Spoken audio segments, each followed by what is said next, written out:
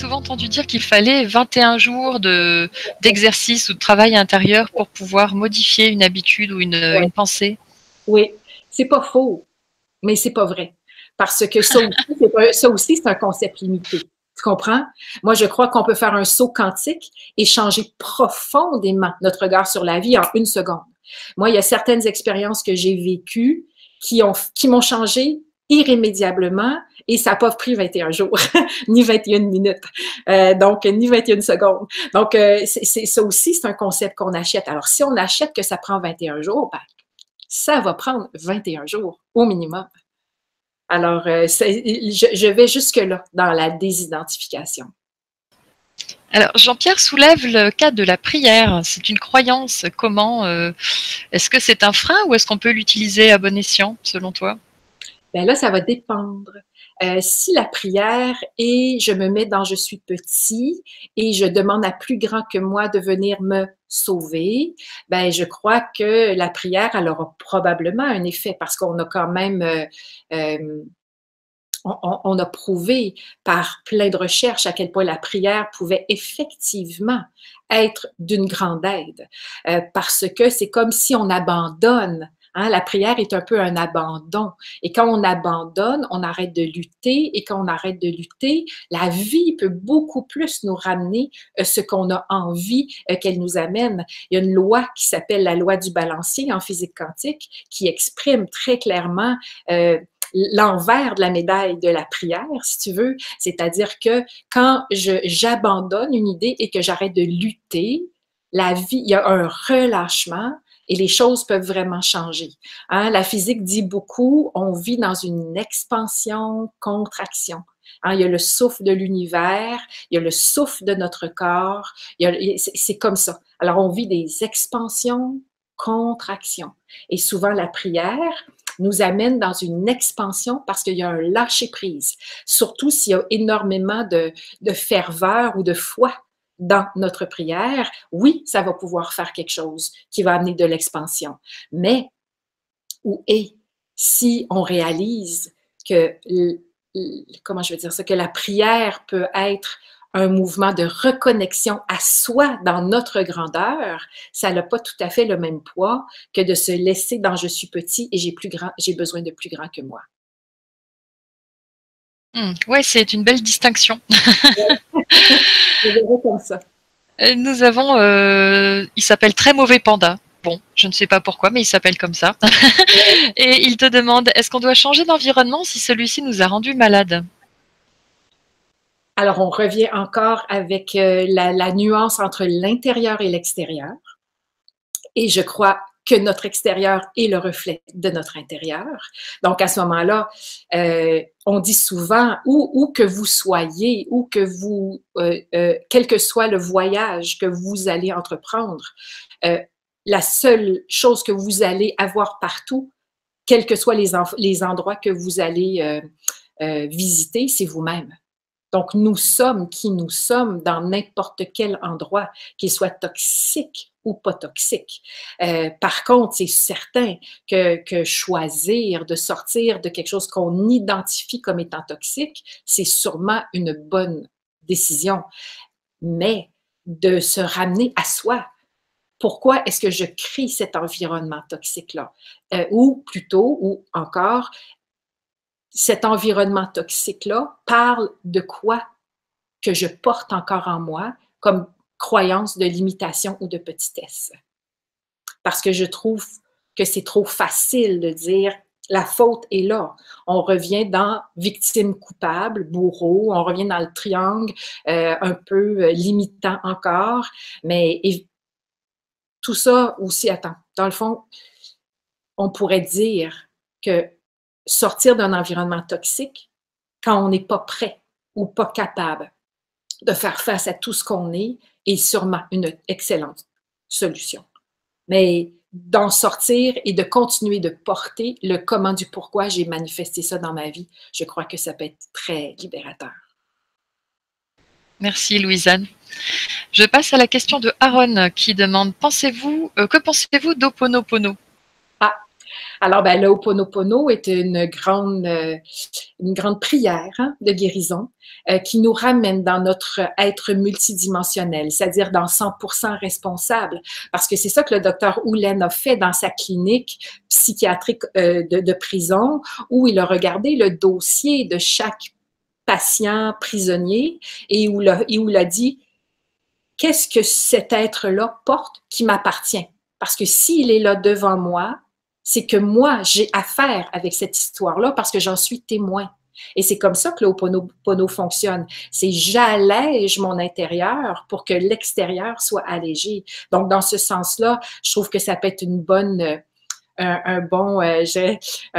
formule magique, le Ho'oponopono, pour se ramener dans 100% responsable et je crée ce qui est là. Le seul truc que moi, j'aime moins dans le Ho'oponopono, c'est le mot pardonner. Et pour moi, étant donné que tout est une création et que tout est parfait, entre guillemets, on pourrait rentrer longtemps dans le sujet, tout est parfait, mais et que tout est parfait, ben, je me dis, peut-être on pourrait changer le mot pardonner par accepter. Je préfère beaucoup parler d'acceptation de ce qui est pour ne pas s'opposer que de pardonner, mais là, c'est tout un autre débat. Mais on a le temps d'entrer un petit peu dans la notion d'acceptation, si tu veux, un petit peu développer. On a du temps pour ça. Je pense que ça mérite le détour. Ben, je crois que l'acceptation est une grande, grande clé de se connecter avec notre être multidimensionnel. Parce que de un, l'acceptation ne peut parler en premier lieu, avant de parler de n'importe quelle situation à l'extérieur de nous, d'accepter ce que nous sommes tel que nous sommes et d'accepter notre vie telle qu'elle est, d'arrêter de combattre, d'arrêter de se mettre en opposition et accepter, et à mon avis, extrêmement puissant et libérateur. Une de mes images pour parler de accepter, c'est de dire je suis une rivière qui coule et je laisse mon eau cascader et sur les rochers et sur les berges et sur le bois qui est sur la rivière et qui peut-être entrave mon chemin, mais c'est juste pour rendre l'eau encore plus vivante et encore plus bouillonnante. Donc, pour moi, être une rivière, c'est accepter. C'est laisser être la vie, la laisser couler. Et quand on arrive dans accepter, c'est comme si on ouvre une valve de manifestation plus rapide. Ou est-ce que la vie va se mettre à nous répondre parce qu'on accepte et qu'on arrête de s'opposer? Je reviens à ce que je disais tantôt sur la loi du balancier, c'est-à-dire ce à quoi on s'oppose s'amplifie, c'est une loi. C'est pas une théorie, c'est une loi. Ça a été mesuré sur notre plan d'incarnation ici sur Terre. Alors peut-être que sur d'autres plans d'incarnation, ça marche pas comme ça.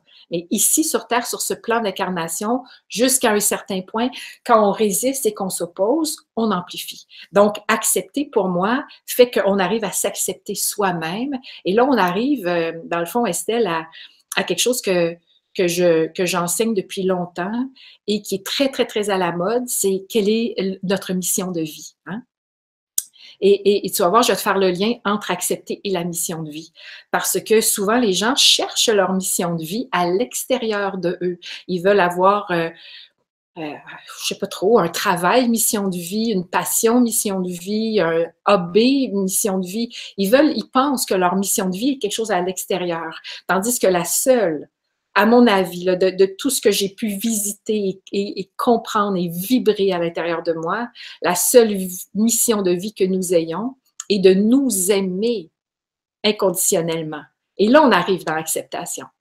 Alors, quand on arrive à s'aimer tel qu'on est, on a accompli notre mission de vie. Parce que comment je vais dire ça?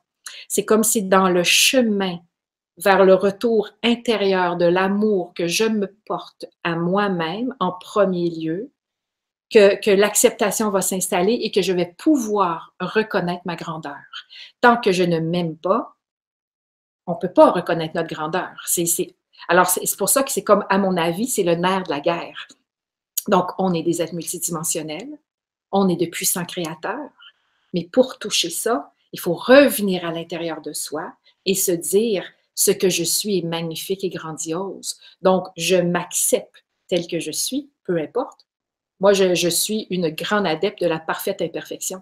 J'adore l'imperfection. Il n'y a rien que j'aime plus que l'imperfection. Donc, je m'aime telle que je suis et je m'accepte telle que je suis. Et wow!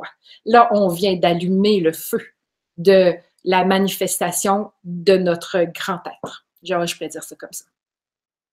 Qui permet de dissoudre tous les obstacles et ce serait donc le but de notre vie, d'après toi. Exactement. Je ne vois pas d'autre but. Je ne vois pas d'autre but et de mission que de s'aimer soi-même, de se reconnaître dans sa propre grandeur. Je fais un exercice, moi, que j'enseigne depuis des années, qui est enlever l'inversion psychologique, là où on tapote ça. Je l'ai sur ma chaîne YouTube, je l'enseigne depuis 20 ans. Et dans la phrase, pour enlever l'inversion, c'est « je choisis de m'aimer totalement et profondément ». Et le nombre de clients que j'ai eus au fil des années d'étudiants qui se bloquaient là, la voix qui tremblote, incapable de dire « je choisis de m'aimer totalement et profondément ». Je dirais que ça, c'est notre grande blessure de base.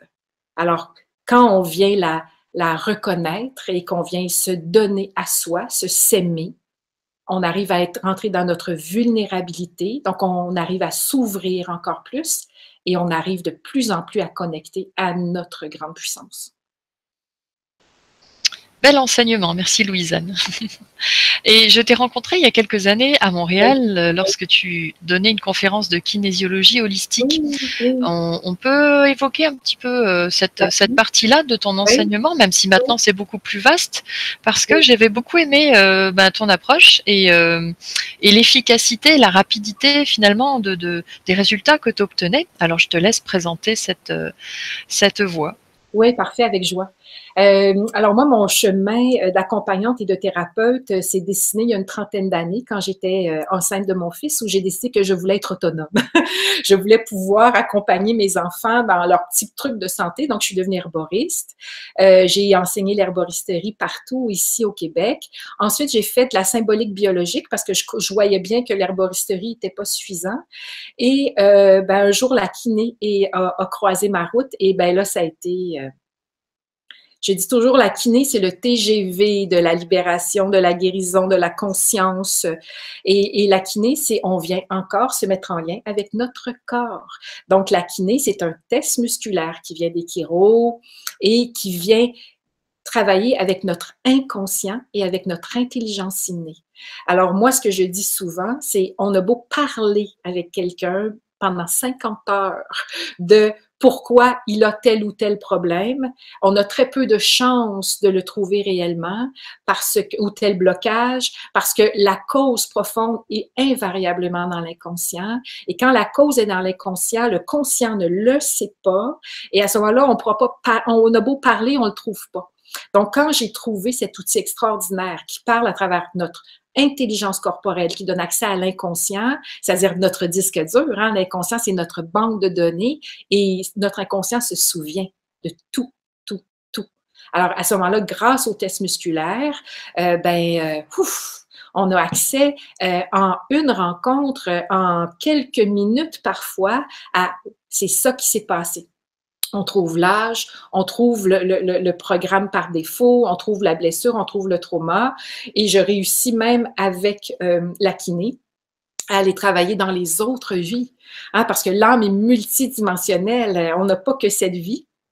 Et si je vais même un peu plus loin, à mon avis, de ce que j'ai pu expérimenter, les vies se passent à peu près toutes en même temps dans des temps différents, un peu comme les postes de radio, hein, si tu veux. Hein, c'est comme on syntonise une vie à la fois, mais ça, bon, là on est dans des principes énergétiques. Mais la kiné, nous donne accès à ça, à l'inconscient, ce qui fait que c'est extraordinaire. J'enseigne la kinésiologie holistique depuis 18 ans à peu près. J'ai formé des centaines et des centaines de thérapeutes. Il y en a en Europe, il y en a ici partout au Québec, il y en a au Mexique, il y en a aux États-Unis et qui font profiter leur clientèle de ce TGV de la libération parce que ça met en conscience ce qui est là et notre corps est tellement parfait que quand il comprend d'où le blocage vient, le blocage s'en va presque automatiquement. C'est intéressant parce qu'en fait, on peut très bien soit attendre les expériences de la vie pour prendre conscience des résistances, soit soit on ne sait pas. On peut se sentir limité ou dérangé par des choses, mais on ne fait pas le lien, on comprend pas. Et à ce moment-là, ces techniques-là nous permettraient Ben oui. d'avancer, même si on est inconscient. C'est ça qui est intéressant. Exactement, exactement. Et j'ai monté une technique, j'ai comme monté une technique qui est comme ma façon de travailler la kiné au fil des années. Et je travaille avec ce que j'appelle les 3 spirales de répétition. C'est-à-dire, disons que quelqu'un arrive avec un problème de pas d'argent. Pas capable de ramasser de l'argent, problème avec l'argent. Donc, on pourra aller voir qu'est-ce qui appartient à l'âme dans cette blessure-là, qu'est-ce qui appartient au programme transgénérationnel, donc à nos ancêtres, et ce qui appartient à l'ici maintenant. Parce que tout se répète. Moi, c'est comme ça que j'ai monté cette technique-là, c'est en voyant à quel point je répétais les trucs de ma mère et de ma grand-mère, que c'était hallucinant. Je me disais, mais voyons donc, j'ai pas ma vie, moi, je suis juste en train de marcher sur la route. Alors là, je me suis dit, wow! Et j'avais appris que quand on libère soi, on libère nos enfants, nos frères et sœurs et nos parents. Alors, je me suis dit, bon, ben, go, on y va parce que, moi, je veux sortir vraiment du jeu limitant. Donc, on défait avec la kiné la source de n'importe quoi. Oui, parce on est aussi, on est créateur, mais on vit dans une soupe de mémoire collective et générationnelle. Oui. Bon, le piège serait peut-être d'y porter trop d'attention parce que parfois on fait beaucoup d'interprétations. Si je suis comme ça, si je vis ça, c'est parce que mon arrière-grand-mère ou dans une vie passée, il y a eu ceci. Ça peut être un piège aussi, l'interprétation psychologique. On peut s'enfermer dedans, selon toi?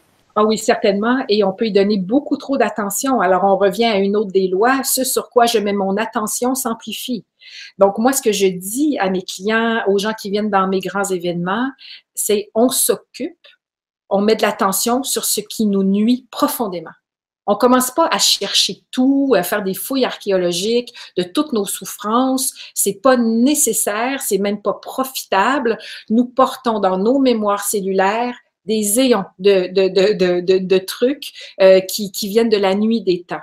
Donc, si on commence à avoir comme moteur de je dois tout comprendre, je dois tout trouver, la source de tout, ben là, on fait des fouilles archéologiques sans fin. Alors, moi, je dis aux gens, il y a souvent un truc ou deux dans la vie de tout le monde qui est où le bas blesse. La chose là, qui se répète, la chose qui fait mal, la chose que on vient de tanner, ben je me dis ça, allez faire la fouille archéologique sur ce thème. Et après ça, installer de la joie, installer de la légèreté, installer du lâcher prise, vivez le moment présent. Ouh, est-ce qu'on peut avoir du fun et danser? Mais maintenant, moi, mon moteur de vie, c'est je danse. Donc, et plus on met de la légèreté, ben plus la légèreté s'installe. Mais effectivement, moi, je suis pas une adepte de la fouille archéologique infinie. C'est très drôle. Ouais. Nous avons Christiane qui demande si tu as formé des gens en France ou si tu proposes des consultations de kinésiologie holistique en Europe, en France particulièrement. OK, moi, présentement, je ne fais plus de consultation privée. Je me consacre vraiment à l'enseignement, aux conférences, aux grands événements. Mais j'ai en France, présentement, quelques étudiantes graduées de très bonnes thérapeutes qui pratiquent. Donc, si les gens m'envoient un petit courriel, on pourra leur donner les coordonnées de ces thérapeutes sur la France. Et tu le sais, j'ai des projets de venir enseigner tout ça en France bientôt.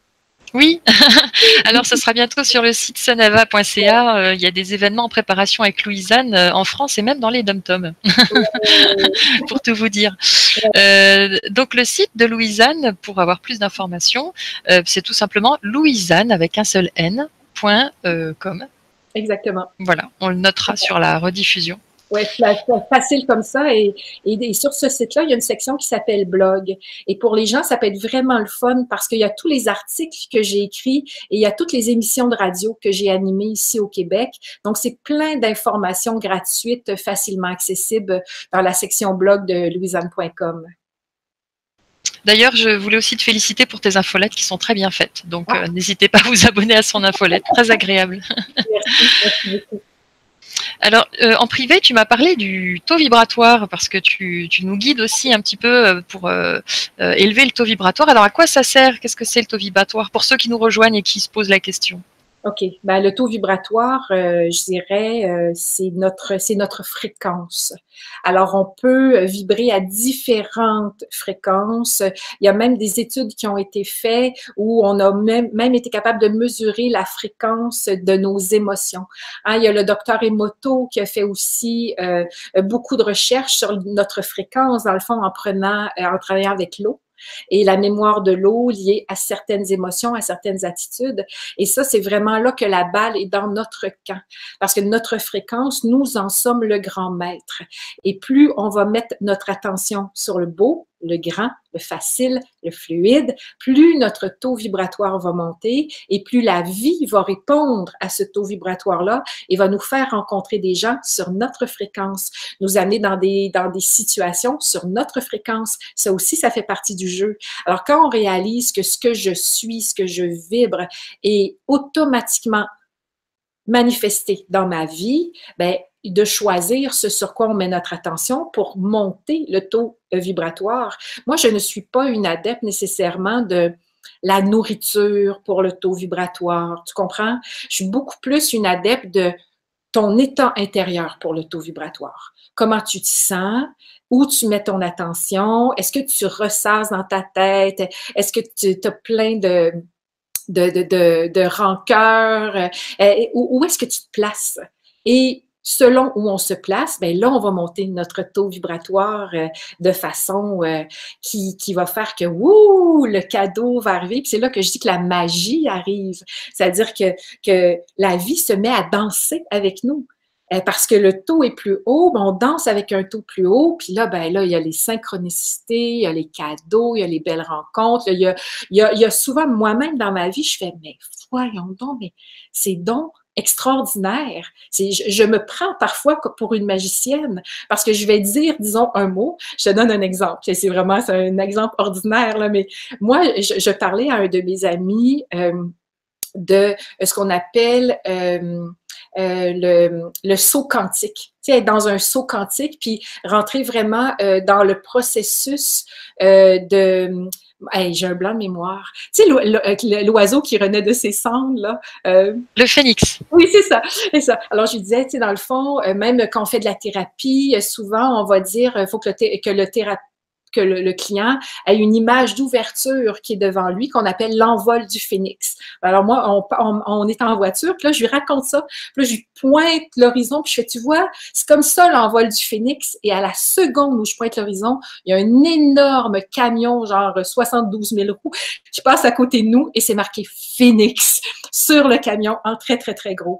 Et c'est une histoire un peu banale, mais c'est comme ça. C'est ça la magie. Alors, quand on vibre sur une fréquence, puis, tu sais, je n'aurais pas la prétention de dire que je vibre toujours sur une très haute fréquence. Hein, je suis très humaine et j'ai toutes sortes de fréquences, mais je vise à être dans ces hautes fréquences. Ben là, c'est la vie nous répond. La vie nous répond.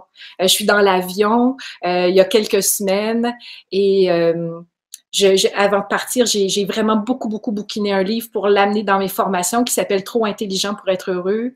Et je suis vraiment dans mon truc de trop intelligent pour être heureux. Et je m'assois dans l'avion entre Genève et Toulouse. Et il y a une dame assise à côté de moi, puis elle est en train de lire Trop intelligent pour être heureux. Et on a eu la plus belle conversation. Le vol a passé comme ça. C'est ça la magie de la fréquence. Alors, quand on est à l'intérieur de nous, sur notre fréquence, ben, c'est comme ça que la vie nous répond et nous fait des coucous pour nous dire « Ouais, t'es à la bonne place ».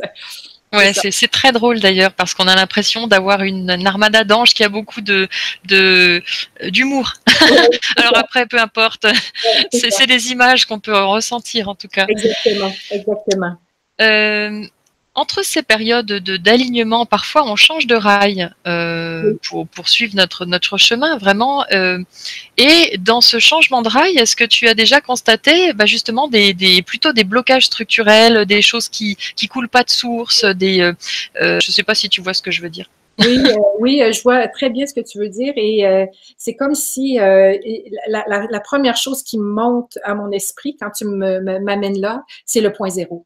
Parce que on est vraiment dans une manifestation parfois des forces contraires. Et c'est souvent dans les grands moments d'expansion que la vie va nous ramener puis va nous faire un espèce de coup de jarnac puis qu'on fait, mais on comprend pas parce qu'on dit ouais mais c'est si bien parti puis c'est vraiment ça que je voulais puis paf c'est comme si la vie nous ramasse par en arrière puis on fait mais non et c'est là que j'ai réalisé que on revient encore dans une force un peu qui a été calculée par la physique quantique, c'est que quand on fait des grandes montées vibratoires comme ça qui ne sont pas, si on veut, mis au point zéro, c'est-à-dire que qu'on conscientise pas que c'est juste un processus évolutif et que on n'a pas besoin de devenir comme ça, ben on va comme éveiller la force contraire. C'est fou à dire, hein, mais Colin, que c'est une grande clé à avoir. Moi, maintenant, quand j'ai des grandes expansions, je les mets au point zéro pour éviter le grand retour par en arrière de l'élastique derrière la tête. Parce que c'est une des grandes lois encore de notre univers. Alors moi, je mets mes joies au point zéro, je mets mes peines au point zéro. Je travaille beaucoup avec le point zéro. Puis le point zéro, ben, c'est comme le yin-yang. Hein? Alors, c'est le blanc et le noir de la même force avec le petit blanc dans le noir et le petit noir dans le blanc qui est vraiment un équilibre parfait. Et parfois, dans des grandes montées d'expansion, on perd notre centration, on perd notre équilibre et c'est là que la vie nous ramasse. C'est une loi qui est très, très, très utile à connaître. Très utile à connaître. J'avais même mon professeur à une époque qui enseignait des trucs très hauts vibratoirement en Europe, justement. Et elle me racontait, elle dit, quand on quittait l'endroit de formation, où on avait là, été wouh, comme ça toute la journée, là, elles ont descendu la montagne pour aller à la petite ville, souper. Elles invariablement, on avait la serveuse du restaurant la plus bête au monde. On commandait quelque chose, ce qu'on avait commandé, c'est pas ce qui arrivait. Elle dit, ce n'était qu'un truc qui marchait pas après l'autre. Parce qu'un jour, on a réalisé que on était tellement comme ça que c'est comme si on amenait le contraire. C'est qu'elles on se mettait notre expansion au point zéro, parce que là, tout était fluide. Donc, ça, c'est une des grandes clés. Puis le point zéro, c'est très facile de le travailler. Je l'enseigne ça depuis 20 ans. Le point zéro, c'est, disons, je te donne un exemple, là. Ça pourrait être, même si je suis en grande joie et en grande expansion, j'accepte que tout ne soit pas parfait. Vois-tu, ça pourrait être une façon de le mettre au point zéro. Ou je choisis de vivre beaucoup, beaucoup d'expansion, disons, amoureuse, même si je crois pas que c'est facile de rencontrer un homme qui va me convenir. Vois-tu, moi, je travaille beaucoup avec l'intention au point zéro. C'est-à-dire, viens reconnaître ta polarité négative, parce qu'on en a toutes, et viens la coller au point zéro avec ta polarité positive, puis pouf, ça devient très propulseur. L'autre exemple que je donne par rapport au point zéro, c'est quand on veut allumer une lumière au plafond. Il y a le fil positif, il y a le fil négatif, et il y a la mise à la terre. Et si, nous, on fait de la pensée positive, on fait, ben, je vais juste brancher le fil positif parce que moi, je fais de la pensée positive. Ben, la lumière ne va pas s'allumer. Et c'est la même chose pour notre propre lumière. Donc, ta polarité positive, ta polarité négative, tu les mets au point zéro, tu reconnais. Tu sais, beaucoup de gens me disent, ah, mais moi, j'ai essayé ça, la pensée positive. Ça marche pas. Ça marche pas. Alors, viens reconnaître ta polarité. Et ça fait la différence. C'est comme si la porte s'ouvrait par la voie du milieu. Il faut égaliser. Exactement, on égalise bien comme il faut. Mais ça, c'est intéressant ce que tu dis parce que pour les personnes qui s'intéressent au développement personnel, à la spiritualité, au bien-être d'une manière générale, on peut penser que lorsque les choses ne sont pas agréables, elles sont elles sont pas justes, elles sont d'un taux vibratoire bas, etc. En fait, on juge ce qui est agréable et pas agréable. Et en fait, ça n'a rien à voir avec le théâtre qui se joue, en fait, et ce qu'on doit vivre. Exactement. Exactement. Donc, arrêter d'attribuer des qualificatifs de bien ou de mal. C'est de l'expérience. C'est un jeu. Alors qu'on avance ou qu'on recule sur le jeu, ça reste que c'est un jeu. Et moi, je dirais, tout est de l'information. Quand ça va bien, ça te donne de l'information sur toi. Et quand ça va moins bien, ça te donne encore de l'information sur toi. Alors, c'est tout n'est que de l'information. Donc, on le prend à ce niveau-là, puis on se simplifie énormément la vie. Si on distingue l'information, c'est donc là que tout devient plus simple, puisqu'on peut en faire quelque chose. Exactement. Donc, affiner notre regard pour voir l'information. Parce que la vie nous parle tout le temps, tout le temps, tout le temps. Mais 3/4 du temps, on est dans la lune, on est pris dans nos affaires, le cerveau, ça va vite, on est affairé et on voit pas la vie qui nous crie par la tête puis qui nous dit « Hey! » Alors, ça demande de se déposer. Et ça, c'est une chose qui est pour moi très importante, c'est silence, dépose-toi. Se donner du temps à chaque jour d'arrêt sur image pour être capable de commencer à voir clair et à entendre. Parce que sinon, on est dans le hamster dans la roue, hein? Et on est des super bons hamsters. On court très vite dans notre roue, sauf qu'on reste dans la roue puis on n'avance pas vraiment loin. Donc, de faire arrêt. Les grandes clés, tu sais, dans le fond, quand on dit le jeu de la vie, simplifions-le, c'est facile. Les grandes clés, c'est s'aimer. Hein, vraiment s'aimer, se connaître, prendre du temps avec soi, s'accompagner avec douceur, avec gentillesse. Ça, c'est une grande clé. Reconnaître qu'on est 100% responsable, qu'on est des puissants créateurs, c'est une grande clé. Réaliser que peut-être qu'il n'y a rien de plus grand que nous et que le grand qui nous répond, c'est juste nous sur un autre palier. Ça aussi, c'est une grande clé. Et de venir s'installer vraiment dans je me mets le plus souvent possible au point zéro, je travaille mon taux vibratoire par mon attitude, je m'accompagne, je m'accepte et j'accepte la vie telle qu'elle est. J'arrête de lutter, j'arrête de résister parce que je ne fais qu'amplifier de toute façon. Et je me ramène, moi souvent je me ramène dans l'ici et maintenant et je me dis, OK, ici et maintenant, la chose qui me préoccupe, est-ce que c'est grave? Est-ce que la chose là, qui me turlupine, là, est-ce que dans le ici et maintenant, je suis soit en danger? Est-ce que c'est grave? Et puis, 99,9999% du temps, la réponse, c'est non. Non, ce n'est pas grave. Ce n'est pas ça. Donc, sortir de la pièce de théâtre, sortir du jeu et devenir le maître du jeu et non le pion, nous demande définitivement de réaliser qu'il n'y a rien de grave.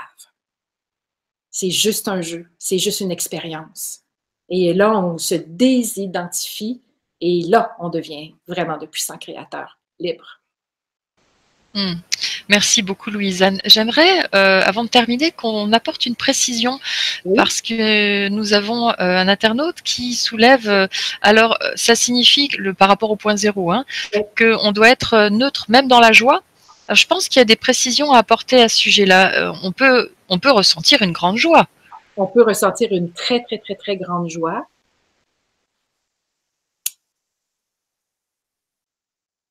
Souvent, on perçoit comme étant une grande joie quelque chose qui est très proche de l'exaltation. Je crois que la vraie grande joie est tranquille et sereine et est automatiquement au point zéro. Mais nous, dans notre regard d'humain, ben la joie, là, il faut que ça soit comme ça, là, c'est la joie, là. Mais c'est pas ça la joie. C'est pas ça la joie. Ça, c'est de l'exaltation.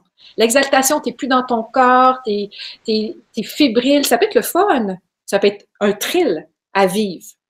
Mais la vraie joie, elle part de quelque chose qui est beaucoup plus bas à l'intérieur de nous, puis elle émane doucement. Et je croirais qu'on peut dire qu'elle est au point zéro.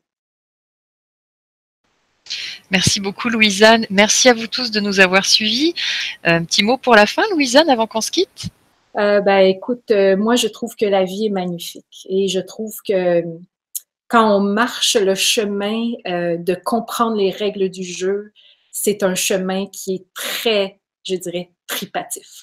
Moi, je m'installe dans ça, dans la légèreté, dans la joie de plus en plus, dans la facilité. C'est vraiment mon moteur.